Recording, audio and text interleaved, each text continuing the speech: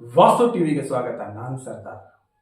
ವಿಜಯಪುರ ನಗರದ ಬಾರ್ನಲ್ಲಿ ಮದ್ಯಪಾನ ಮಾಡುವಾಗ ನೀರೆಂದು ಆಸಿಡ್ ಕುಡಿದು ಸಾವನ್ನಪ್ಪಿರುವ ದುರ್ಘಟನೆ ನಿನ್ನೆ ನಡೆದಿದೆ. ನಗರದ ಮೊಹಮ್ಮದ್ ರಫೀಕ್ ಮನಿಯಾರ್ 48 ವರ್ಷದ ವ್ಯಕ್ತಿ ಮೃತಪಟ್ಟಿದ್ದಾನೆ. ಮದ್ಯಪಾನ ಮಾಡುವಾಗ ನೀರೆಂದು ಆಸಿಡ್ ಕುಡಿದು ತೀವ್ರ ಅಸ್ತವ್ಯಸ್ತನಾಗಿದ್ದನು. ಕೂಡಲೇ ಆತನನ್ನು ಜಿಲ್ಲಾ ಆಸ್ಪತ್ರೆಗೆ ರವಾನಿಸಿ ಚಿಕಿತ್ಸೆ ನೀಡಲಾಗುತ್ತಿತ್ತು.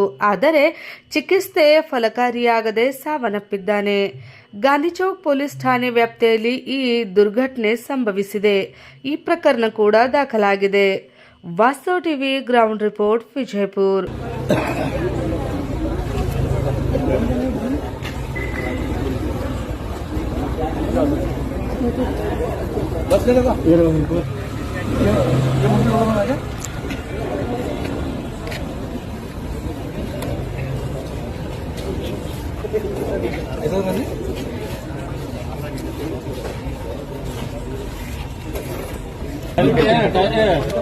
ಅಣ್ಣ 48 ಅವ್ರ ಹೆಸರು ಮೊಹಮ್ಮದ್ ಶಫೀಕ್.